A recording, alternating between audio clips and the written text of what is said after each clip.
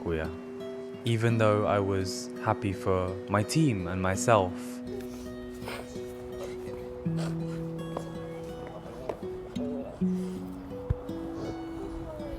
Okay lang yan. Okay. Nabang mo naman sa sarili mo eh. Relax. Tama na naman ginawa mo. Okay lang. Tama lang yun. Kami naiiyak lang kami. Nasayangan lang kami doon sa airport. Pero hindi naman namin sinabing mali yung ginawa mo. Yung ginawa niya. Okay lang. Umiyak. Pero masakit po talaga siya. Kasi we care for each other po. Maya-maya pa, tinipon na ni Kuya ang housemates para sa isang anunsyo. Para sa akin, The world. At eto pa, ilang minuto nga kaya ang natipo ni Captain JM sa kanyang task para makausap ang kanyang kaibigang si Fiang. Masisilip din natin yan mamaya. Uy. Kami naman ni Kuya Robbie ang magiging tulay ng chikahan online sa PBB Gen 11 Up kasama ang ex-housemates na sina Mark, Kanata at Dylan. Kaya dyan lang kayo ha, and don't forget to post your comments and use the hashtag PBB Gen 11 8 Eviction. Apa. Samantala, sino nga ba sa mga nominado ang ilalaban nyo para manatili pa sa bahay ni Kuya? Narito na ang mga kasalukuyang lagay ng inyong mga boto as of 7:30 p.m. Let's watch this. Mga maya-maya, narito na ang update sa nagaganap na botohan as of 7:30 p.m. Ito ay hatid sa inyo ng Maya, the exclusive voting partner of PBB Gen 11. Grabe, layo ng boto natin, no? Sa isa't isa. Klaro. Oo. Klaro na yun. Pero di tayo sure kung sino nga ba si housemate C. Kaya naman pwede nyo pang baguhin ang kapalaran ng napupusuan yung housemate. Oh, ayan oh. Oh, bagong ayos, bagong gupit ng ating mga housemates. Bagong blower. Oo.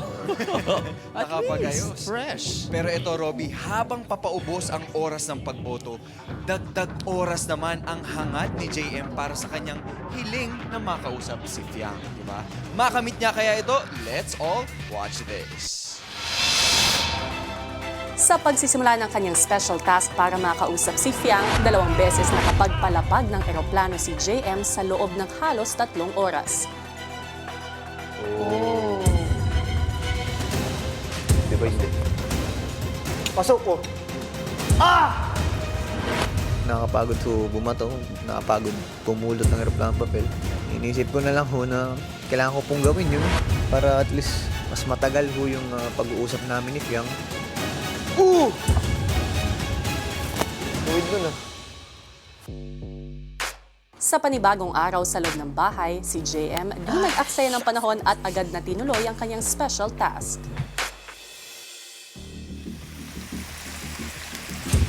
Pababa. Lasing ka ba? JM, kaya Ang naging strategy ko po, 2 eroplanong papel po yung pinagsasabay ko pong ilipad kasi kapag isang eroplanong papel lang po, mabilis pong lumiko agad kasi magaan kuya. kuya ko si JM. Oh! And dalawa! Medyo nagagamay ko na po yung pattern po ng paggawa ng eroplano para mas accurate ba kuya dun sa runway.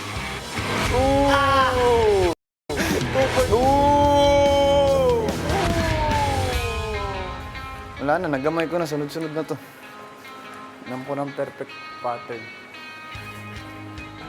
Bang! Let's go, Ibarra. Let's go, Helena. Para sa akin, kuya, alam ko na ho kung sino yung tao na gusto niyo makausap. Sa palagay ko, si Fiang. There are so many things unsaid between both Fiang and JM, and then they just really need to talk to each other. For me, kuya, super mahalaga for JM. Yeah, alam naman namin yun lahat. Sabi sa'yo. Kung gaano ho karami yung minuto, ganun ho karami yung makikwento niya sa akin, yung masasabi niya po sa akin, yung ma-explain niya sa akin, kuya. So, yun lang po yung nasa isip ko. Pasok na naman. Ay! Napakalakas. As malapit po na kaibigan sa kanya kuya, gusto ko din pong maayos niya po yung gusto niyang ayusin kay Fiang kuya. Puro pakanan yung kabig eh. Kinakaliwa ko. Okay lang kaliwain mo. Huwag ka lang mangaliwa. Tama. Ooh. Time is up.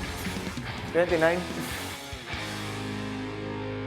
Maya-maya ay pinatawag ni Kuya si JM sa confession room. Sa puntong ito, JM, makukuha mo ang kahilingan mo at ang pinaghirapan mo. Thank you po, kuya. Bago magpakita kay Fiang, si JM, kinausap muna si Jazz. So, ang sasabihin ko lang, syempre support. Kasi alam ko naman na kailangan niyo itong dalawa. Kailangan mo to. Natin, siyempre. Pero para sa'yo, sabi ko sa'yo, stop thinking about us and think about yourself muna.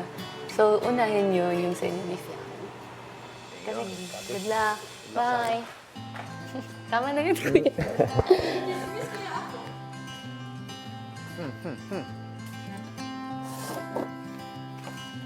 Samantala, sa confession room, Fiang, sa puntong ito, may nakahanda sa labas.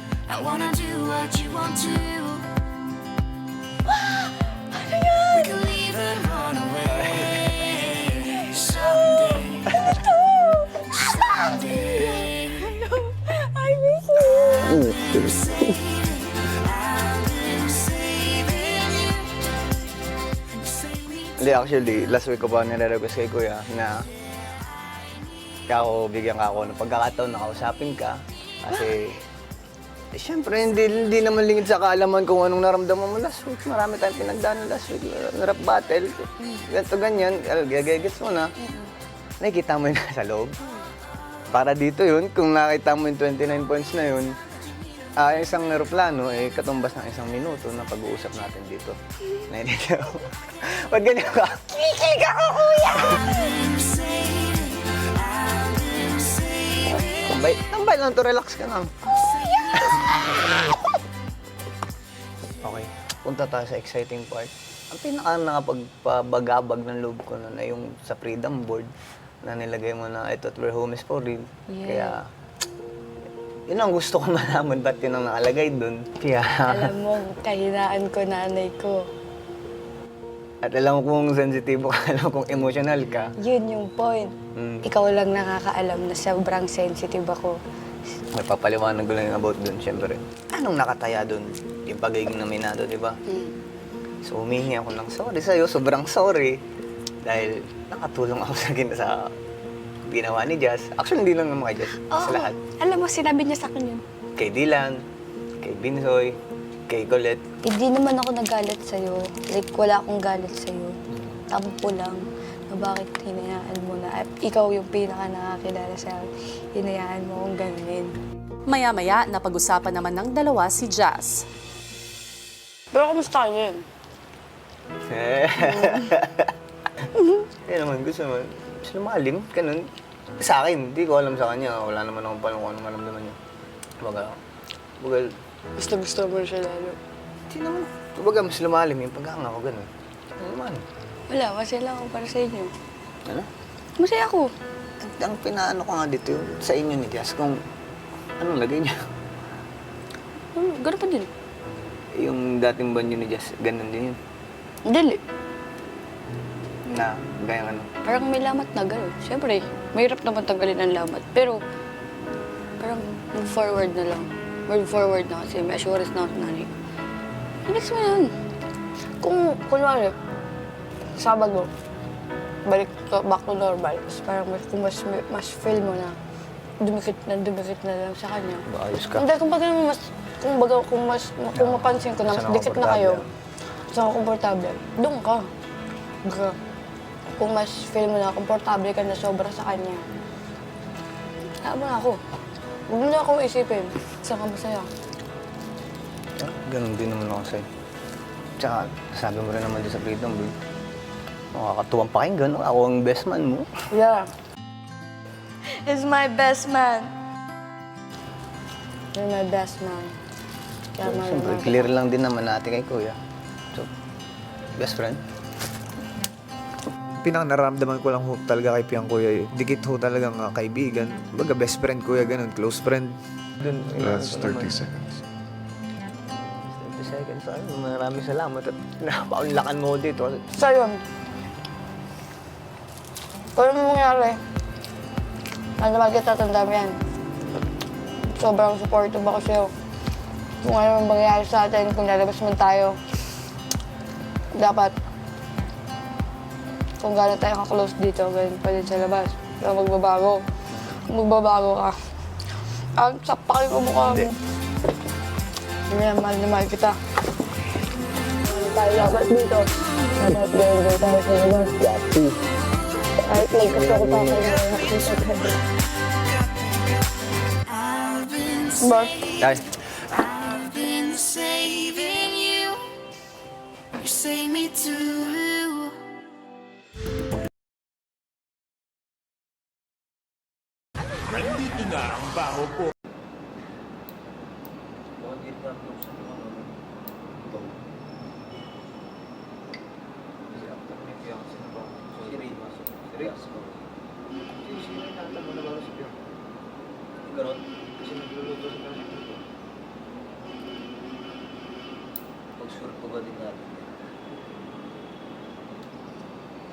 Kanina tinapay, di rin na kami, no?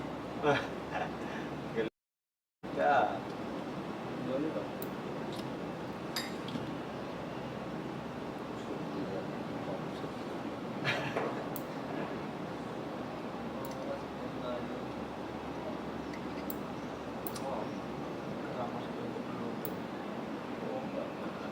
Ayun.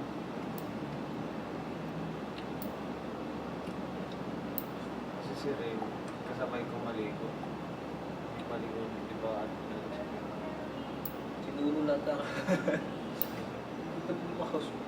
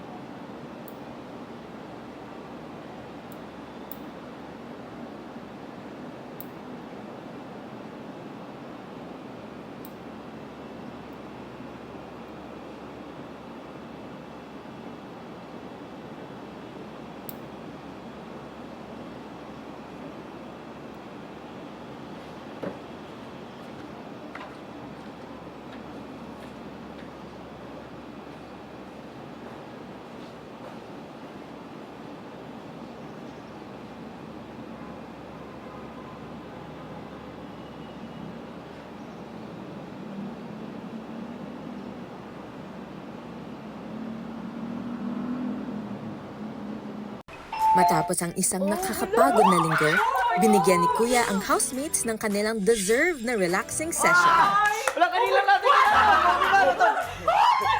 Housemates, welcome sa aking home cinema kung saan dito kayo makakapag-relax at makakanood ng isang pelikula. Pero sa isang kondisyon. Para ma-enjoy ang home cinema ni Kuya, kailangan muna nilang malinisan ang mga hugasin sa bahay. Isang ninja referee ang magbabantay sa kanila kung maayos nga ba nilang mahuhugas ang mga pinggan. Dami! Excited pa naman ako. Kala ko manonood ng ano. Kuya, maghuhugas pa lang! Habang abala sa paghuhugas ng pinggan sina JM at Fiang, lingid sa kanilang kaalaman, sila na ang napapanood ng mga kasama sa home cinema. Una yan! Ulit! Ulit! Ulit! Ulit! Ulit! Bakit?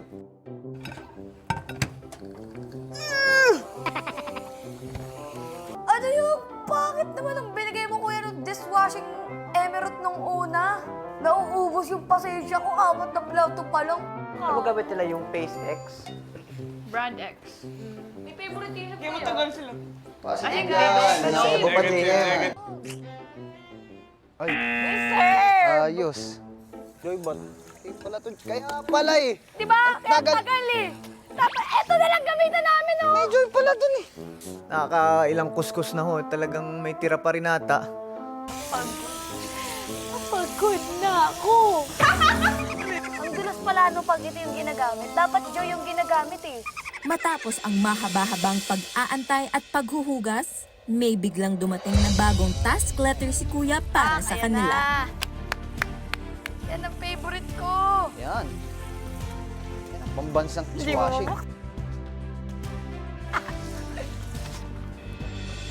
Housemates, upang matulungan kayo sa inyong task at makabalik na sa inyong mga kasama para makapag-enjoy, ipapagamit ko sa inyo ang Joy Dishwashing Liquid para sa faster complete clean.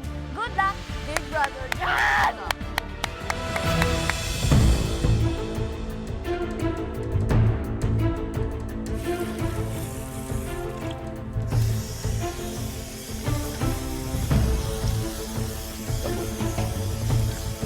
Hey, good yan, good yan. Positive, positive.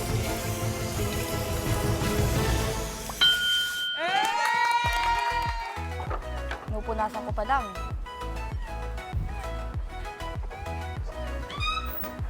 Perfect yan. Joy ako. Sabi sa'yo eh. Joy. Gumamit kami ng Joy. As in, bulagbag. Software bilis. As in.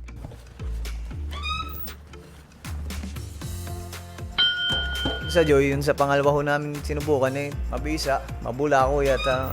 Sureball, malinis. Pasabog!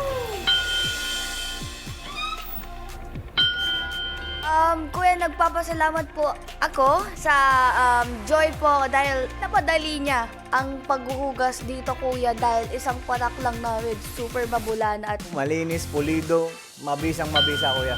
Sure, Maraming boy. salamat. Congratulations! Binabati ko kayo dahil nagtagumpay kayo sa inyong task. thank you po, kuya. At dahil dyan, maaari nyo nang kunin ang inyong premyo na nasa storage room.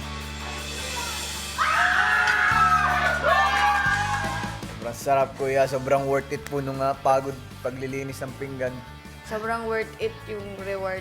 Sarap ng pagkain, pasabog. Gumamit ng Joy Dishwashing Liquid para sa faster complete clean. Siguradong mapapadali at mapapabilis ang inyong mga hugasin. Buhay and Joy sa Linis Joy! Thank you, Joy! Abangan bukas! Malaking halaga ho nito sa mama ko kasi siyempre patungkol ho sa kalusugan yung pinag-uusapan dito. Mapapanatag ho yung loob ko kahit wala ho akong balita sa kanya. Kakalabas lang sa ospital, syempre hindi pa naman nagtatrabaho yung tito ko at yung asawa niya. Sa kanila, kuya, sobrang laking bagay na nitong 10K. Ang inyong Trick Shot Challenge ay magaganap in 3, 2, 1, go!